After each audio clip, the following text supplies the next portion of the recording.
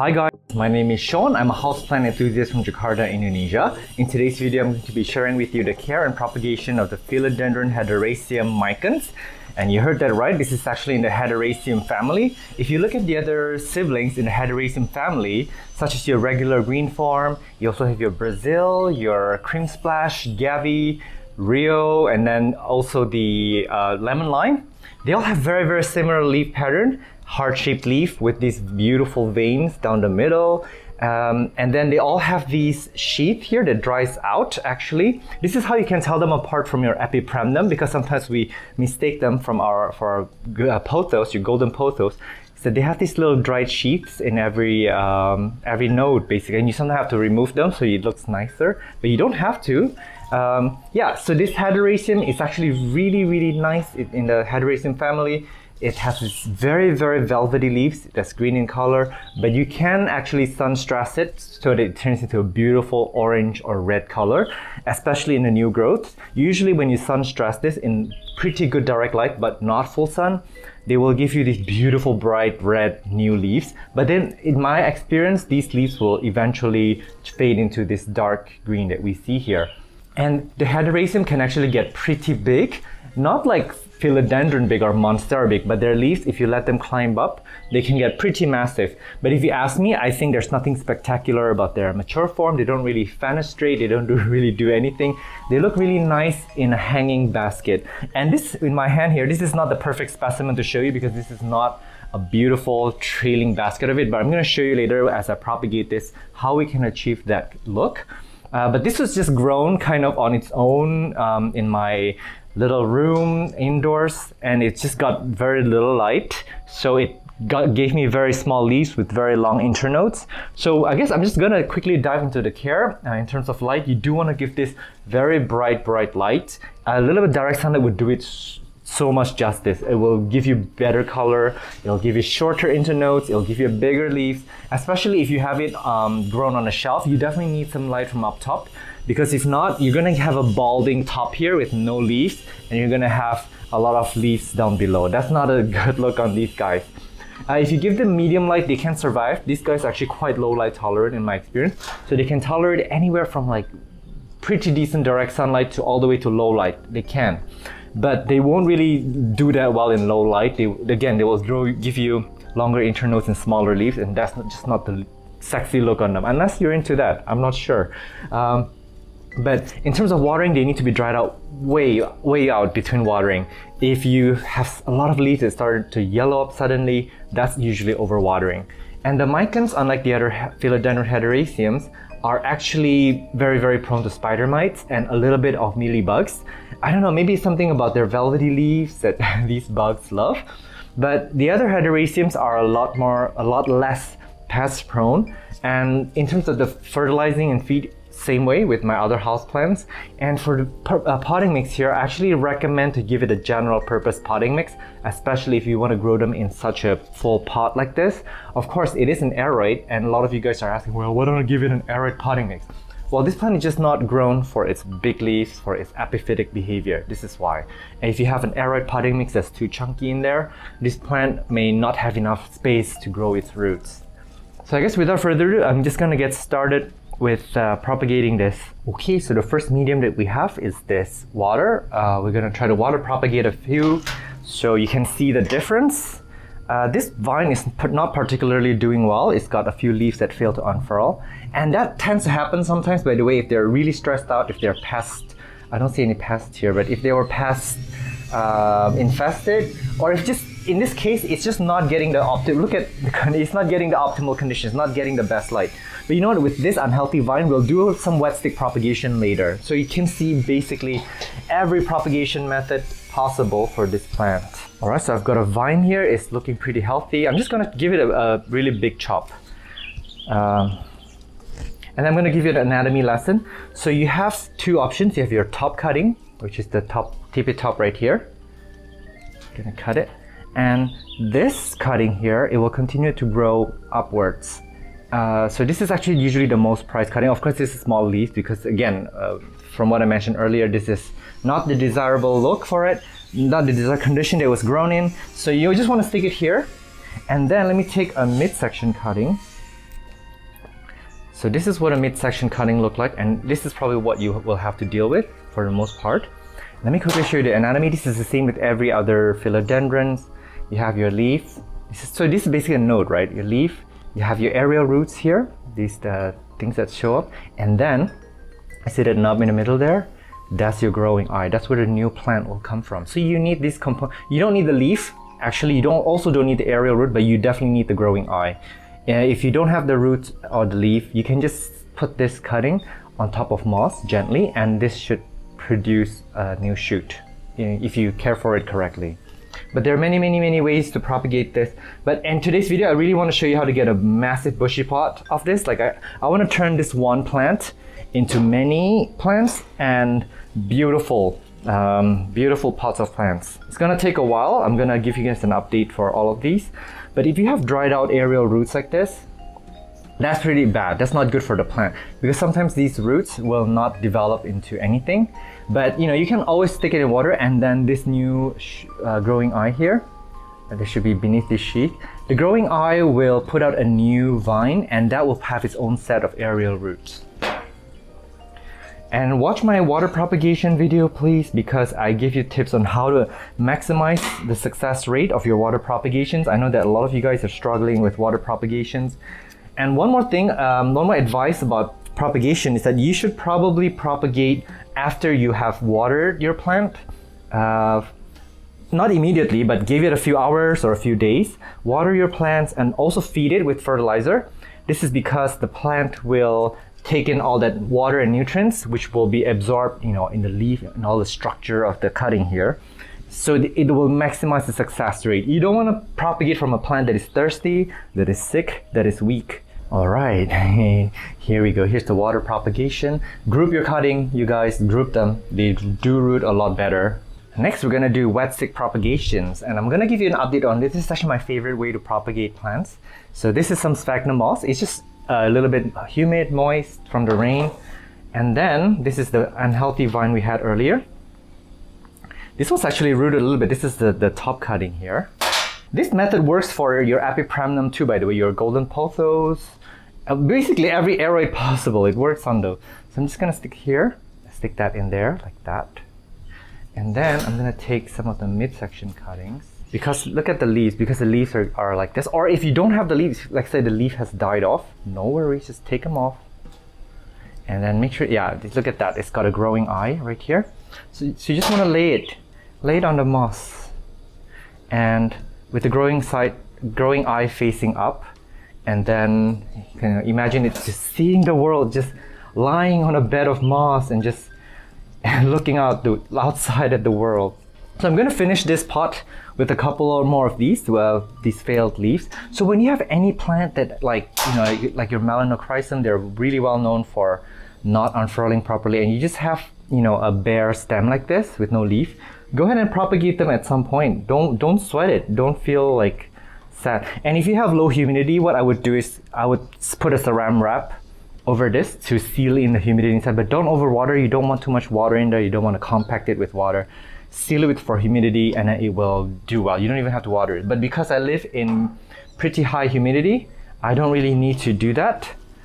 And in fact, when I do that, sometimes the plant will rot because, what's I gonna say? Because air movement is also pretty important when you are propagating.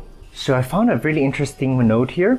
So this came from a main branch here that I cut off.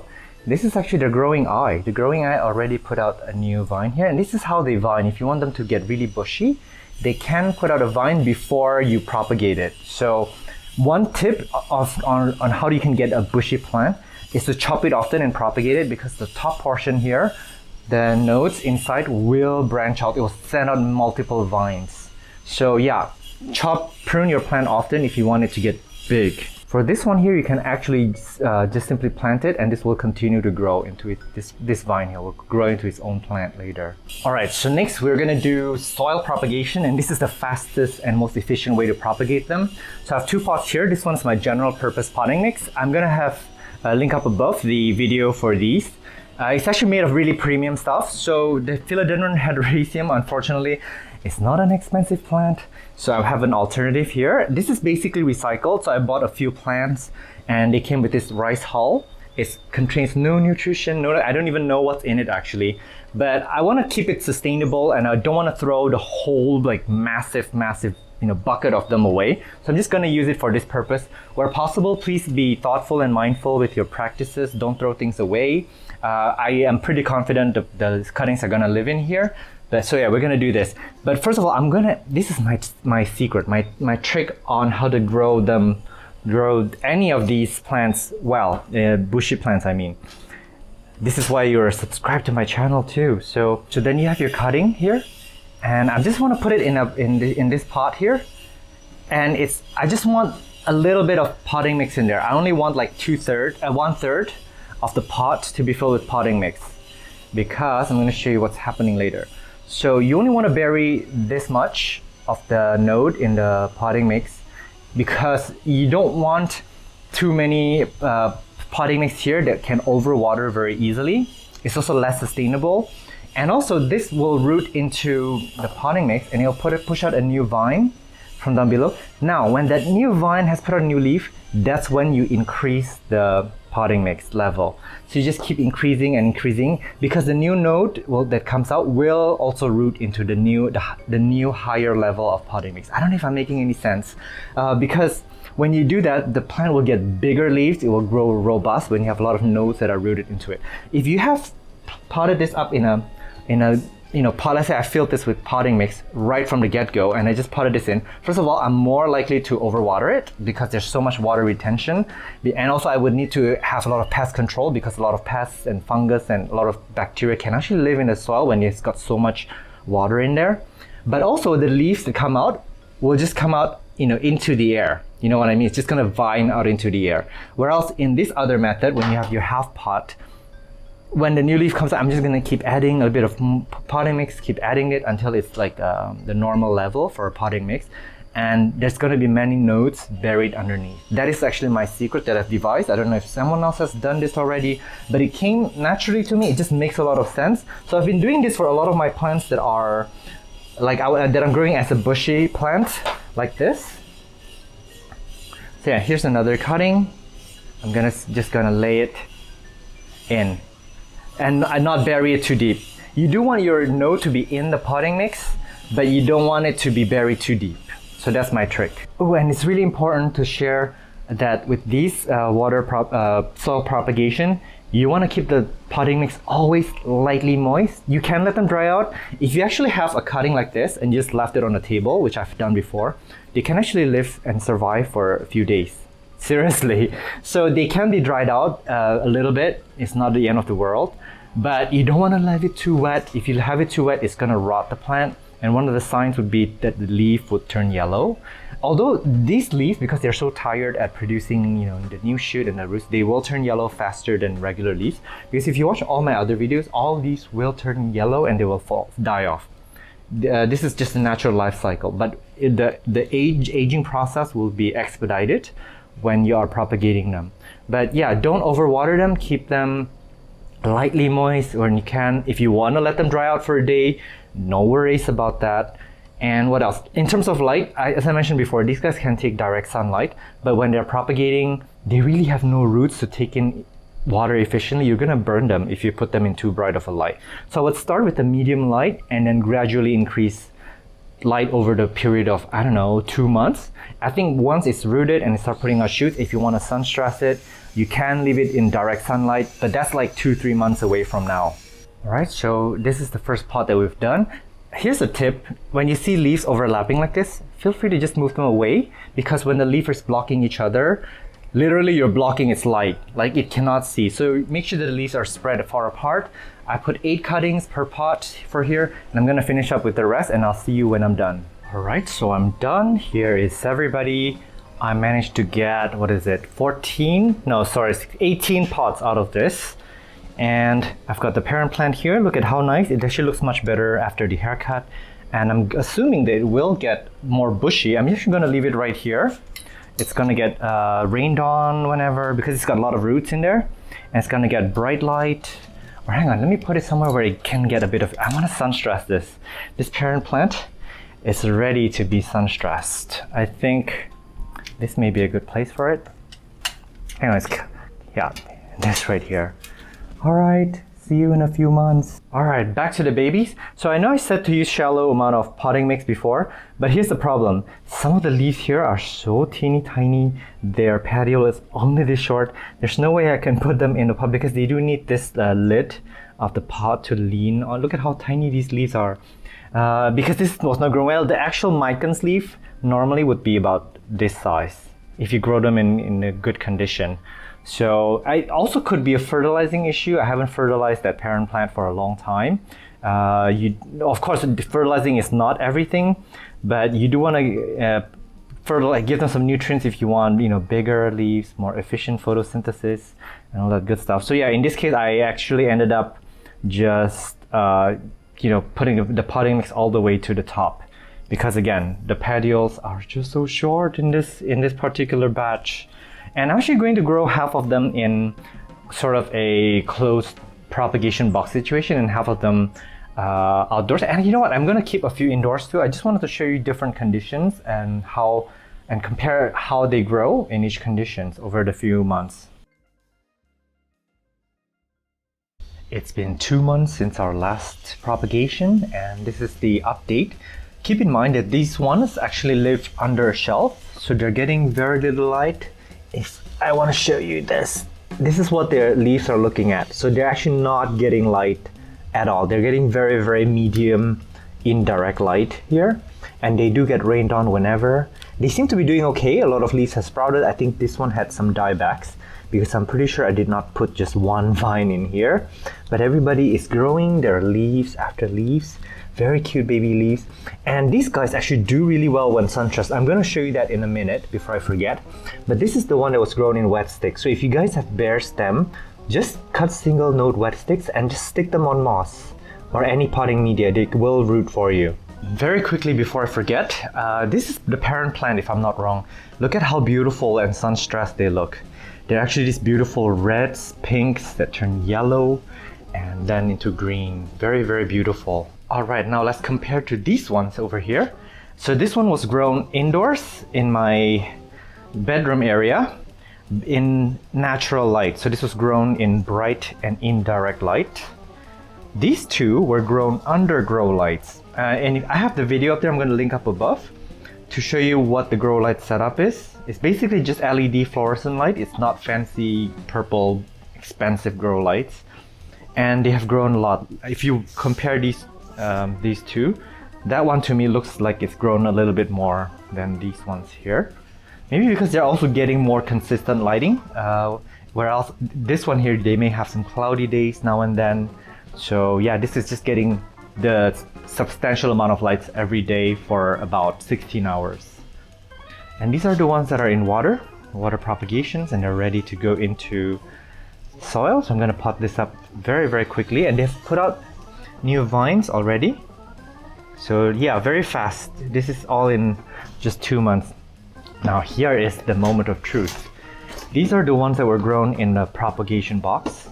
And the way that I care for it is just to not water it much at all. This is actually a little bit on the dry side, but I threw in a little friend here. This is a Burle Marx Fantasy Philodendron. And then these guys would sometimes have a little bit of water condensation along the plastic here. They do get medium indirect light. And then I also open the box every, 5 to 7 days whenever I remember, for about 30 minutes just to let some air in, and then just close it back. And based on some people's suggestion, I do it also at nighttime because the air is a bit cooler. You don't want hot air to come in here in the daytime. So yeah, these guys, I would say, are growing really well. Really, really well. But let me see. Yeah, look at all these new leaves. They're doing really well in here, very happy.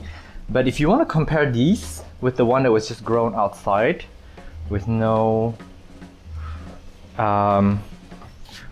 humidity tent setup, I would say that they are growing around the same.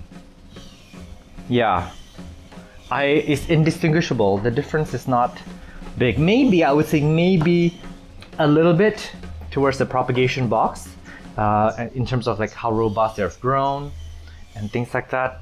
or maybe it's just my feeling, but the difference is really not more than 5%.